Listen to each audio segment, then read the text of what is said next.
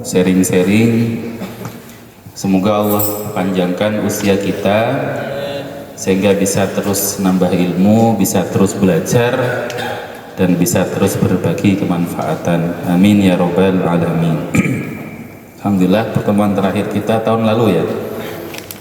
Sekarang tahun baru sampai mana? Ini seharusnya di sini Ustaz Ismail ya. Barokahnya sedang banyak-banyaknya. Terus yang kitab aja. Sampai mana Ustaz? Sudah lama tidak ngaji tahun lalu soalnya. Saya tidak tahu sampai mana ini. Faslun fi waqti tahsil. Apa? Oh, bab baru ya? Fi waqti tahsil. Oh ya, gitu. Alhamdulillah. Kita lanjutkan. Bismillahirrahmanirrahim. Faslun fi waqti tahsil. Faslun fasal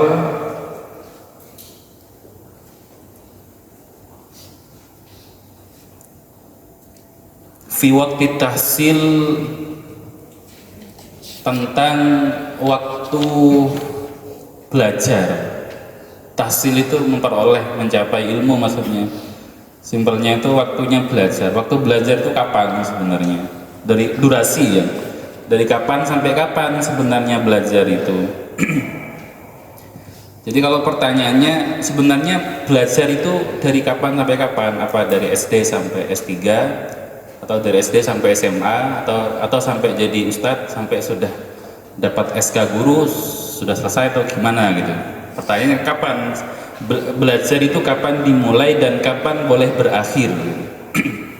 Kilah ada yang bertanya, ada yang berkata, kilah ada yang berkata,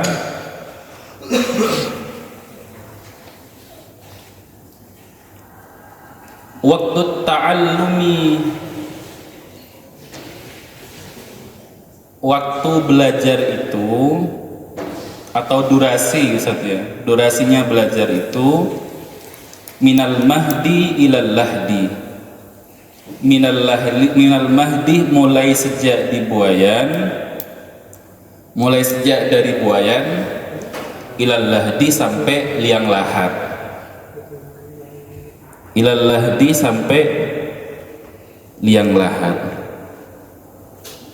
Artinya durasinya sepanjang hidup Ustaz ya.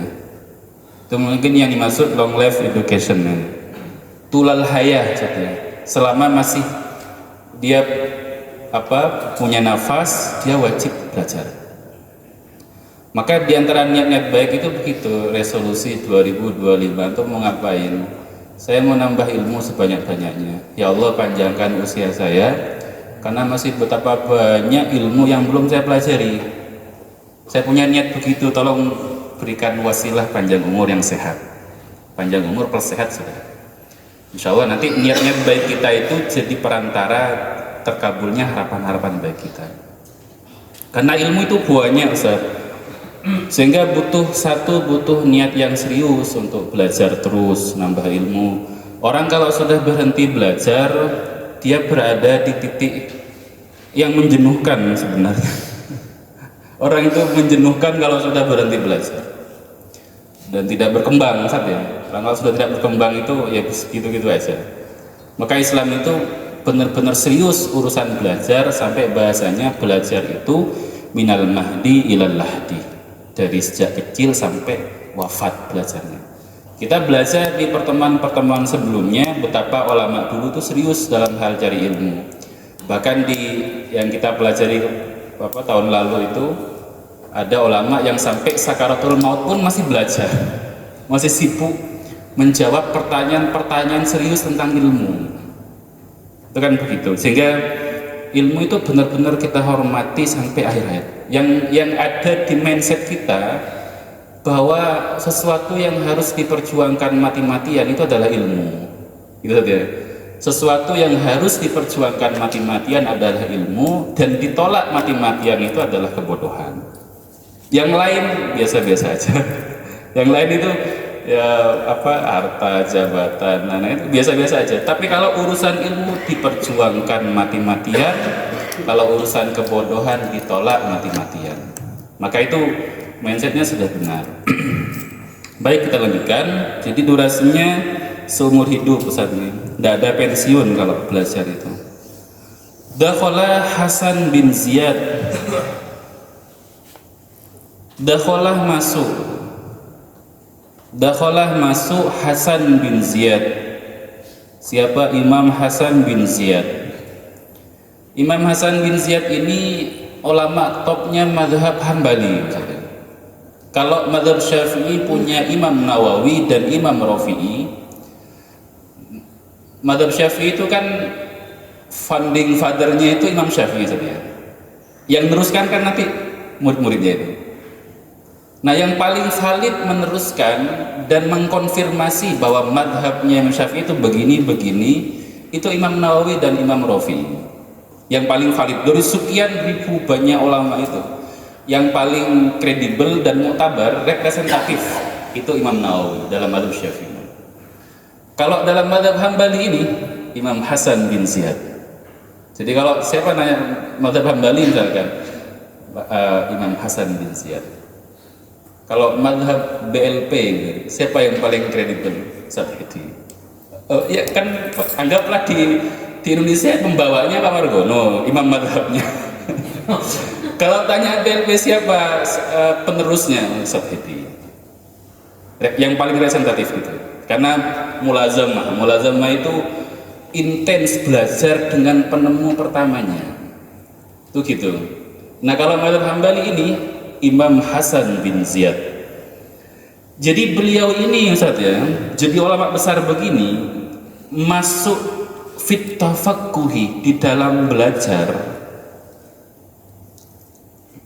Kalau mau tahu kisahnya Ustaz ya, ulama besar ini mulai starting awal belajar, dakhala fit tafaqquh itu mulai masuk ke dunia ilmu usia berapa? Wa huwa banu 80 sanatan. Di usia berapa? 80 tahun. Masya Allah. Beliau mulai masuk serius dalam hal keilmuan di usia 80 tahun. Samanin. Anda bayangkan Ustaz ya, usia 80 tahun baru mulai belajar ya? Jadi ulama besar dalam madhab Hambali. 80 tahun kalau orang sekarang itu mungkin sudah bungkuk jalannya, apa akalnya itu sudah tidak kuat untuk mencerna kata gitu. Itu gitu saja. Saya dulu pernah cerita, mungkin atau berkali-kali cerita, punya teman di Malang Batu itu Pak Syawali, orang Pujon, kelas di Ma'had. Ma'had itu tidak terlalu formal meskipun D2. Jadi bebas usia, yang mau belajar siapapun monggo. Pak Syawali itu pensiunan, pensiunan belajar di Ma'had, jalannya pelan. Jangankan ini mencerna ilmu susah sekali. Mustawa awal, mustawa sani, beliau itu naik terus dengan lancar. Bukan karena pemahamannya, tapi karena ustadz-ustadz kami itu menganggap beliau sudahlah dimudahkan saja. Dimudahkan biar segera lulus saja. Tapi ada ustadz yang agak guyonnya agak ekstrim itu. Sudah Pak Wasawali, antum itu tidak perlu belajar serius. Pasti kami luluskan kok. Tidak usah lama-lama di sini. Maksudnya ngajarinya susah. Tapi beliau Ustaz ya, keseriusannya itu, jadi di seluruh kitab-kitab bahasa Arab itu beliau punya terjemahannya. Karena di kelas kan pengantarnya pakai bahasa Arab. Susah menangkapnya. Hanya beliau beli terjemahan yang banyak. Saya bilang ke beliau, Syekh, kamu manggil saya, kami ini yang muda-muda ini iri sama jenengan. Di usia begini masih belajar ilmu. Panjenengan itu dari Pujon ke Batu, naik bis, datang lebih awal, pulang lebih akhir. Kami yang muda ini sering datang terlambat, pulangnya pun sering duluan. Kami ini terinspirasi sama jenengan. Siapa jawabannya beliau? Jawaban beliau itu cukup nampol sekali. Justru antum jangan ngikut saya, jangan terinspirasi dari saya, nunggu tua dulu baru semangat belajar. Sudah hilang kualitasnya itu. Meskipun mungkin ini kok bisa usia 80 tahun baru mulai belajar jadi ulama besar. Saya menduga atau mungkin kualitas pola hidup kita dengan ulama dulu beda mungkin ya. Sehingga otak itu asupan. Sehingga fisiknya berbeda di usia 80 tahun dulu dengan sekarang mungkin beda. Usia sekarang yang kenyang dengan mecin dan ciki-ciki itu dengan dulu yang makanannya natural mungkin beda. Apalagi di Arab makanannya kurma gitu langsung ya. Sekarang pun enggak tahu, Safrail pernah nemu enggak di Mekah itu orang jual kerupuk, gorengan gitu. Kalau saya tahun berapa itu 2017 itu susah nemu toko itu jual ciki-ciki susah. Yang banyak malah ya roti-roti begitu, roti yang begitu banyak. Saya mikir oh ya mungkin perbedaan kualitas hidup kita dengan dulu itu begitu dari segi asupan gitu. Makanya di usia 80 tahun beliau baru semangat belajar. Kita lanjutkan. Walam yabit alal firashi arba'ina sana. Walam yabit, dan beliau tidak tidur, tidak bermalam. Mabit itu dari ini bahasanya tadi, yabit. Kalau dalam hadis itu ada berbunyi, antum kalau bangun tidur cuci tangan. Kenapa? Karena antum tidak ngerti aina yabitu. Tangannya tidur di mana, tidurnya kemana-mana itu tidak ada yang ngerti. Maka bangun tidur itu dianjurkan cuci tangan. Jadi beliau usia 80 tahun baru masuk dunia ilmu, belajar, walam yabit, dan tidak tidur alal firasi di kasur arba'ina sanah, 40 tahun. Sampai usia berapa berarti? 80 tambah 40 sampai usia 120 tahun.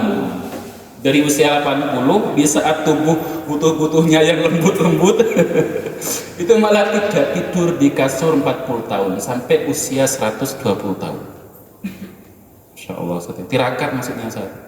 Karena ilmu itu harus diperjuangkan dengan serius saja. Kalau bahasa Imam Syafi'i itu malam yadub dullat ta'allumi sa'atan, siapa yang belum pernah merasakan hinanya, soronya belajar sesaat saja, tajarru dhullal jahli tula hayati, maka rasakan nanti hinanya kebodohan sepanjang hidup. Artinya ada hubungan dekat antara perjuangan, soro, capek dalam belajar itu dengan kemuliaan nanti. Itu ada kaitan eratnya.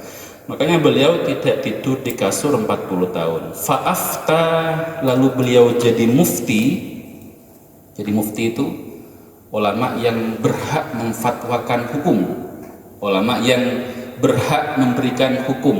Kalau ada persoalan, problem agama, mufti ini yang memberikan hukum.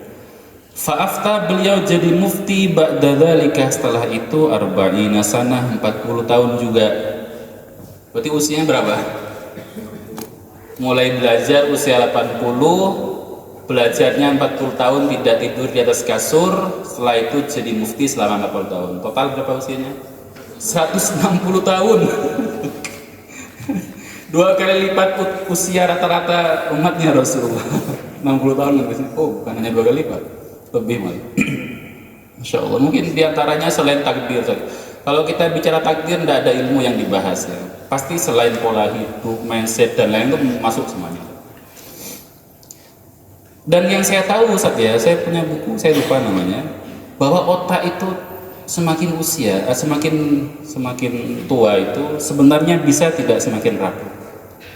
Selama otak itu dipakai dan diramut dengan baik. Ngeramutnya otak itu kalau di zaman modern begini lebih susah Ustaz. Karena konsumsi otak downgrade ke informasi yang receh. Antum kalau buka Facebook, buka TikTok, buka IG, scroll banyak hal yang receh dikonsumsi oleh otak kita, akhirnya otak kita tidak berkembang. Apa kemana istilahnya itu, ada istilahnya itu menghancurkan otak sebenarnya. Makanya lebih cepat ini otaknya, lebih cepat tumpul. Karena otak kita terbiasa mengkonsumsi hal yang remeh dan receh, Seharusnya otak itu berkembang dengan pikiran-pikiran berkualitas dan kajian-kajian yang serius itu berkembang biasanya. Ngeramutnya begitu yang saya baca. Maka wajar kalau beliau ini di usia 80 tahun di awal belajar sampai usia 120 belajar, usia 120 ke atas baru jadi guru besar, gitu maksudnya. Wa afdalul awqat, dan paling utamanya waktu, waktu belajar itu versi taklim misalnya, versi kitab ini Syarhus Syabab, awal remaja. Syarhus Syabab, awal remaja. Dalam Islam itu Ustaz, sabab itu Islam menyebut pemuda itu ada 3, syabab, fata, murahik. Murahik itu remaja. Kalau murahik itu menjelang baliu. Kalau syabab itu di hadis ada ya ma'syarus sabab, gitu kan. Man istata'a minkumul ba'ata falyatazawwaj, gitu kan. Wahai para pemuda yang sudah punya biaya, falyatazawwaj, segera nikah. Itu syabab di teks hadis Rasulullah. Nah, syabab itu usia berapa, Ustaz? Katanya ulama dalam bahasa Arab ada yang bilang usia 15 tahun sampai usia 30 tahun itu syabab. Ada 3 versi ya saya sebutkan.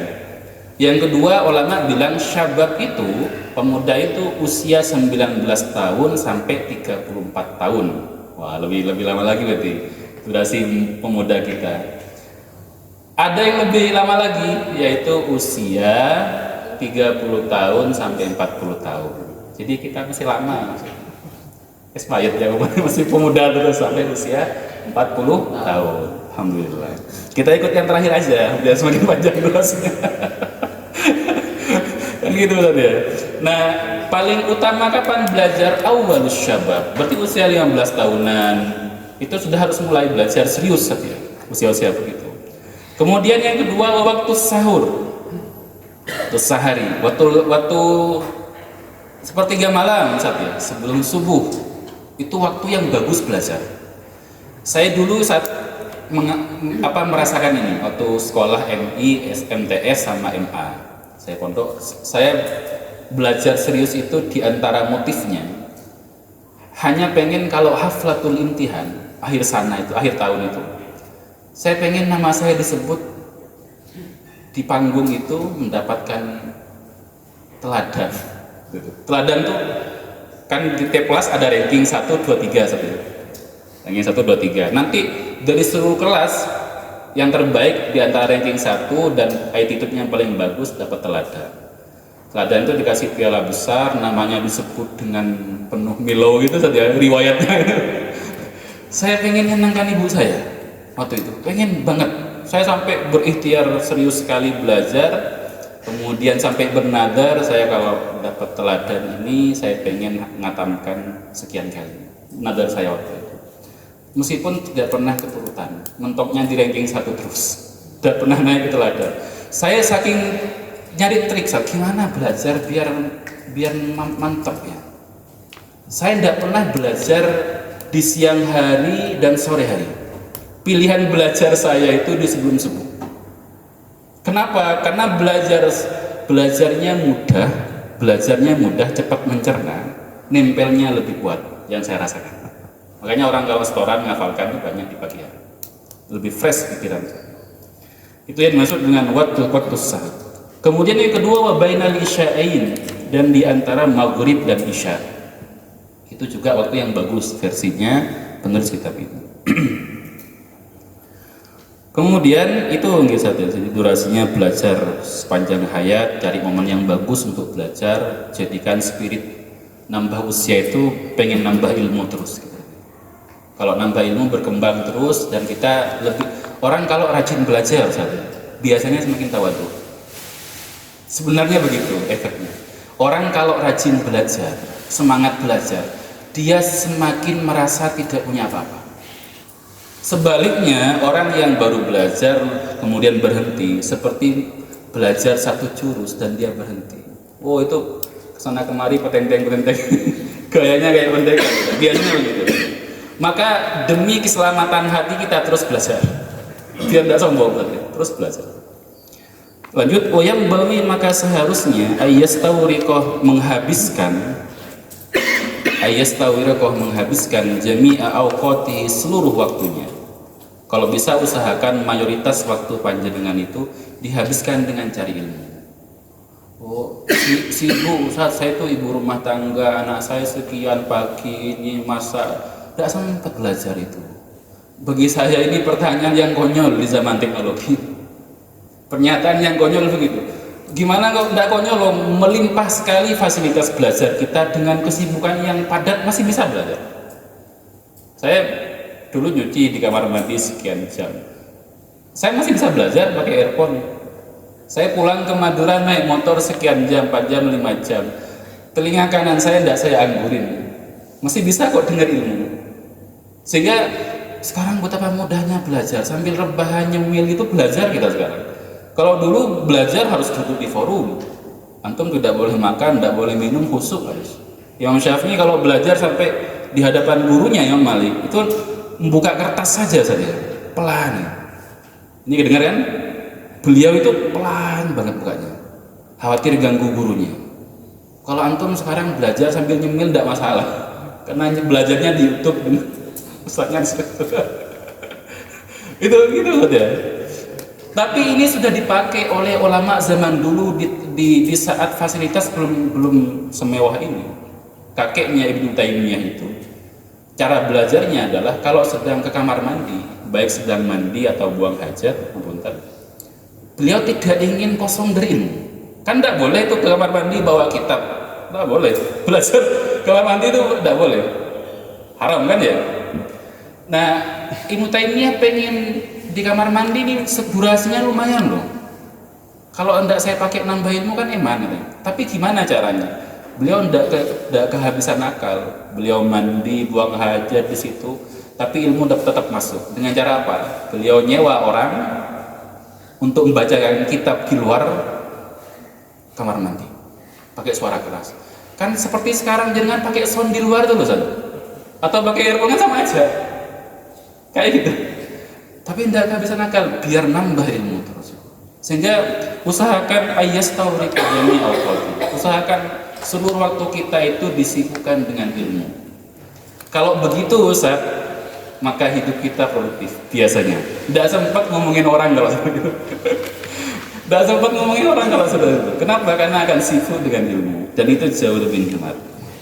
Kemudian lanjutkan faidha mallah. Kalau mulai bosan, misalnya, kan normal manusia itu ada bosannya.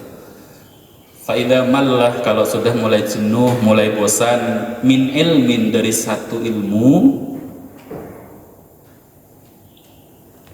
Kalau sudah mulai bosan dengan ini min ilmin ke ilmin yang lain saja. Kalau bosan satu ilmu, pindah ke ilmu yang lain. Kalau sekarang sudah mulai bosan satu ilmu, pindah ke HP, miringkan HP-nya. Pilih salah satu aplikasi game-nya. Dan itu akan menghabiskan waktu antum. Yastawriqah awqati. Ilmu tidak menghabiskan waktu kita sebenarnya. Yang paling banyak menghabiskan waktu kita itu adalah game, video streaming, scroll yang tanpa sengaja lewat gitu. Saya awal-awal nikah lihat istri saya di scroll gitu. Saya bilang, sebentar, sampean butuh tak semua itu yang di scroll? Kenapa tidak menggunakan gadget itu? Nyari keyword saja, apa yang sampean butuh, coba ketikan. Saya pengen belajar ini, ketik. Kalau sampean scroll video itu jalan terus. Dan tidak semuanya dibutuhkan oleh pikiran kita. Itu yang saya maksud bahwa kita itu obesitas informasi. Sampai penuh di tubuh kita itu, sampai jadi orang obesitas kan tidak sehat. Ini otaknya yang tidak sehat, mentalnya yang tidak sehat. Karena scroll. Saya kan aneh, saya main scroll tuh emang dibutuhkan semua tadi. Kenapa tidak nyari yang dibutuhkan saja? Yang pertama. Yang kedua, ini dulu tapi awal-awal saya ini. Istri saya kalau ini kok kenapa ya kok sakit ini ya?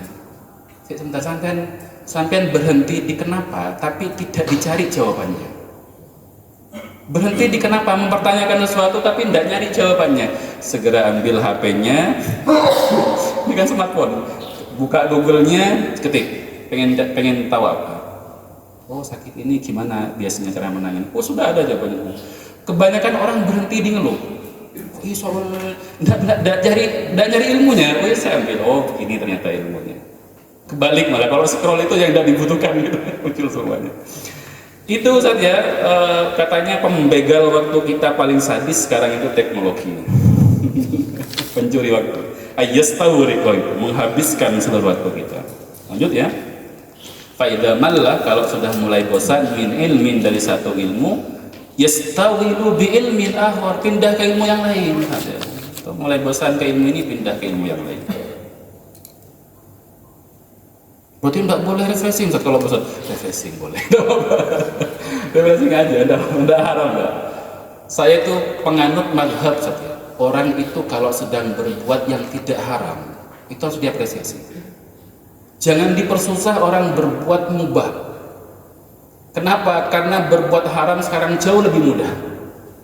Sama saya beberapa bulan yang lalu itu ngurusi orang nikah.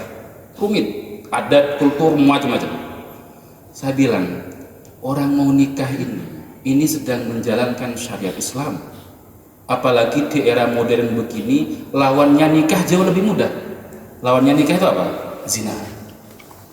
Terus sampean dengan segala tetek bengek adat memperumit manten yang mau nikah ini. Sekarang kemaksiatan itu mudah sekali, maka syariat Islam itu harus jauh lebih mudah. Dan gitu saja.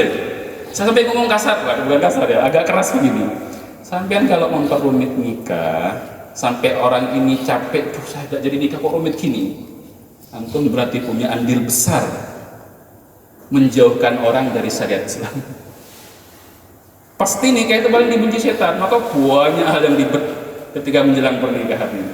Setan kan tidak suka orang bersatu, begitu saja. Jadi sama dengan belajar sudah. Kalau sudah capek, saya pindah ke ilmu yang lain, masih bosan, refreshing saja. Selama hal itu yang mengubah tidak masih refreshing. Sampai tenang hatinya, belajarlah. Segitu aja. Lanjut. Karena Ibnu Abbas, sepupunya Rasulullah saja, radhiyallahu taala anhum. Semoga Allah merahmati keduanya, Ibnu Abbas dan abahnya. Ini orang alim saja, dijuluki Roisul Mufassirin, ketuanya ahli tafsir. Ketika Rasulullah wafat, sahabat bingung sama satu persoalan ayat, nanyanya Ibnu Abbas yang masih kecil. Itu kalau belajar saja, idza mallah, kalau beliau mulai bosan minal kalam,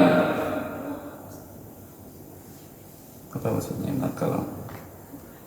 Dari kalam itu obrolan, dari ilmu mungkin saja. Yaqulu, beliau berkata, hatu diwan asy-syu'ara, bawa ke sini diwan syair. Diwan itu apa? Kompilasi mungkin ya. Kompilasi puisi, kompilasi trilogi mungkin. Itu diwan. Yang terkenal Diwan Syafi'i. Yang saya sebut tadi diantaranya Diwan Imam Syafi'i. Ulama-ulama itu banyak yang punya syair saat itu. Imam Nawawi itu punya syair yang paling saya suka itu dan sering saya bacakan di rumah itu. 3 bait syair keren bagi saya. Beliau bilang, innalillahi ibadan futana tallaqud dunya wa khaful fitana. Allah itu punya hamba yang cerdas. Ciri-cirinya dia tallaqud dunya, mentalak dunia.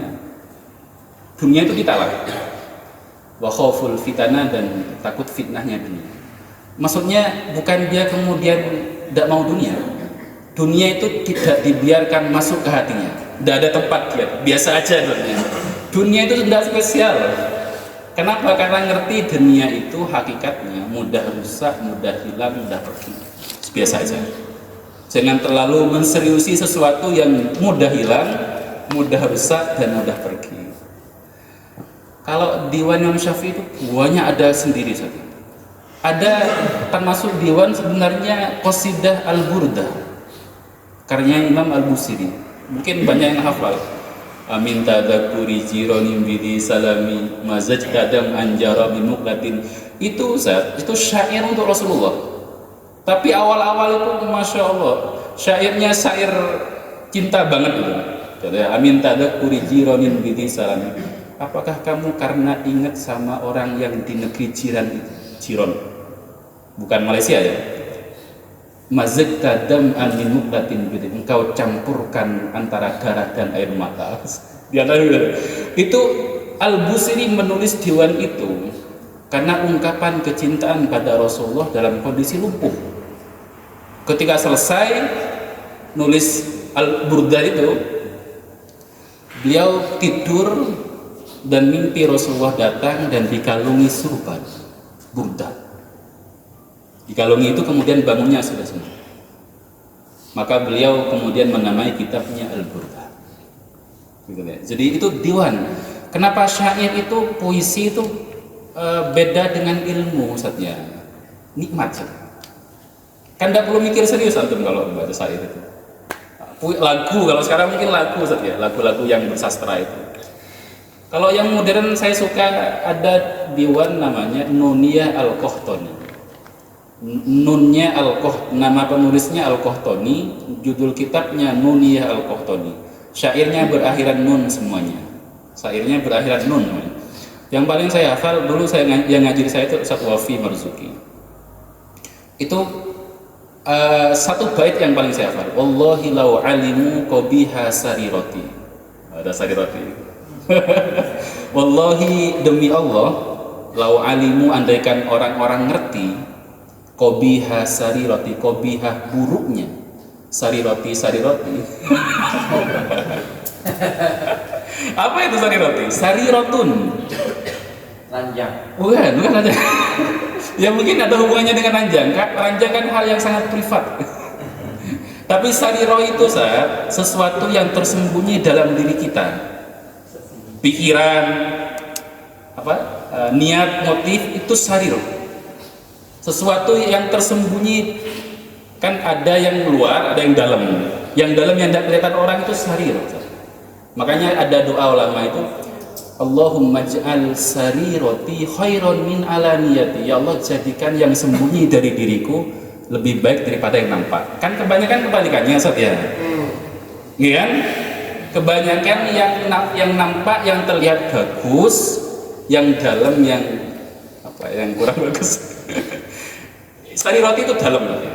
Makanya bahasanya saat itu, demi Allah andaikan orang ngerti keburukan dalam saya, la abas salama alayya mayyalqani. Mungkin mereka tidak mau salaman dengan saya, saking buruknya saya. Tapi karena casing kita tebal, baju kita tebal dan sangat mewah, maka yang dalam dari keburukan kita itu tidak kelihatan. Kalau katanya Ibnu Athaillah itu di kitab Tajul Arus, dunia itu seperti nenek-nenek tua renta. Nenek-nenek tua renta sudah tua renta gitu ya, masih kena penyakit kulit yang parah. Parah itu kalau dalam bahasa fikih baros wal judam. Baros itu lepra saja. Saya tidak tahu lepra itu kayak apa. Kayak luka borok saja, bernanah, diawali dengan belang-belang itu. Jangan bayangkan ketemu orang begitu, tidak usah nenek, orang muda ganteng saja itu menjauh saja. Katanya Ibnu Athaillah, dunia itu adalah nenek-nenek tua renta, sudah gitu borokan, tapi dipakein baju sutra full, sehingga orang yang terlihat adalah sutranya. Orang yang ngerti akan milih menjauh, orang yang tidak ngerti akan mendekati. Itu syair-syair saja. Artinya konteksnya itu kalau kita jenuh belajar tema ilmu, segera geser ke hal-hal yang membuat kita lebih tenang lagi. Baik, lanjut. Sudah lewat satu ya. Oke, sudah dulu. Cukup insya Allah. Ada pertanyaan? Sampun ya. Alhamdulillah, semoga kita dapat keberkahan ngaji dan kemanfaatan ngaji. Kita niat minggu depan kita niat ngaji lagi, semoga dipanjangkan umurnya, dipanjangkan usianya dalam kesehatan dan kebaikan. Amin ya robbal alamin. Kurang lebihnya mohon maaf. Kita tutup dengan doa kafaratul majlis. Subhanakallahumma wa bihamdika asyhadu an la ilaha illa anta astaghfiruka wa atubu ilaik. Wassalamualaikum warahmatullahi wabarakatuh.